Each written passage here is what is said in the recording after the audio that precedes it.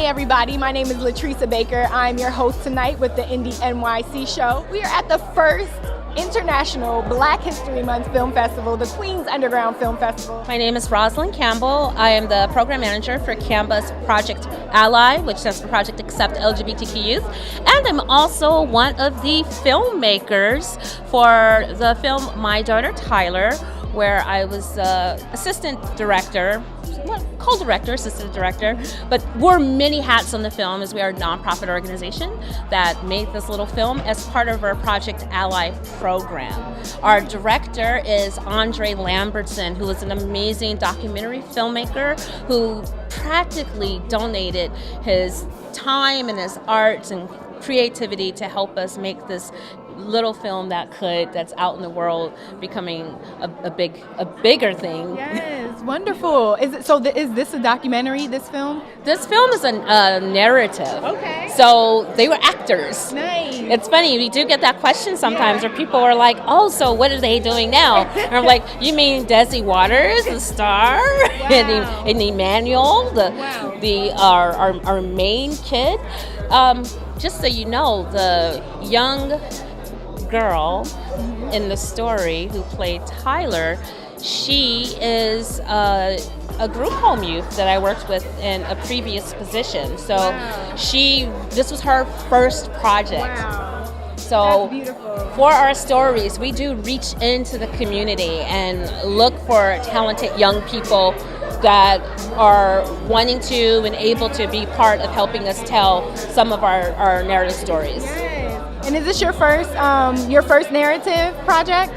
It's the first project that I've done from behind the camera. Yeah. I am also an actress. Wonderful. I act, I sing, I do a little stand-up comedy for a second, I play drums, spoken word. What else do I do in life? I give good advice. Yes. I help people. Yes. No, that's amazing. So I do a lot of things. Yeah. Wear a lot of hats. Yeah.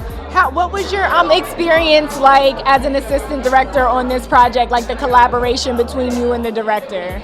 Interestingly enough, one of the things I was most excited about was being able to, be in the cut and work with someone on the level of Andre, seeing what I can learn. And he really brought me in more than just, get the chord or something like that, but really asked me to put in my input to help direct the scenes. So most of the scenes in the film were scenes that I personally directed. Wonderful. So I'm like, oh my God, what am I now?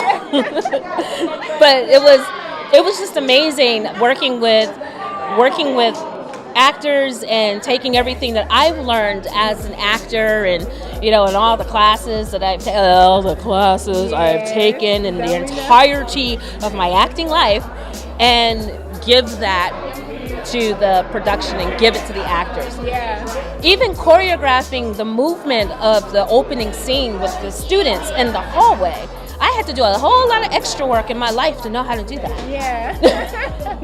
No, yeah, that does. Choreographing like background talent is actually a task. It was me walking in like, okay, like all day I was thinking about how is this going to work? And then we get there and they're all kids, Mm-hmm. So Andre says, so fix them. And I'm like, okay.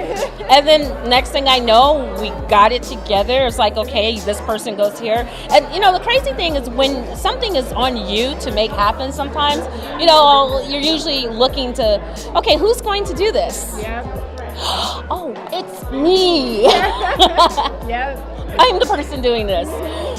Okay. And then it's like, wait, people are listening to me?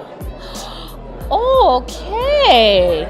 Don't mess it up. Yeah, no, I know that feeling. So before I let you go, is there anything else that you want to say about this particular film or anything about your personal work and where we can find you online? Like to say is if you would like for us to come and do a Project Ally workshop, which is the workshop I facilitate, we go to all the boroughs, not just Brooklyn. So we can come to your church, we can come to your office, we can come to your school, your parent groups, we can come to your barbecue. wherever you are, we will come and we will facilitate a workshop to help build the cultural competencies to create more acceptance and understanding of LGBTQ youth. If it's not known, when LGBTQ youth are not accepted by their families, they're actually about 8 times as likely in their lifetime to attempt suicide. Wow.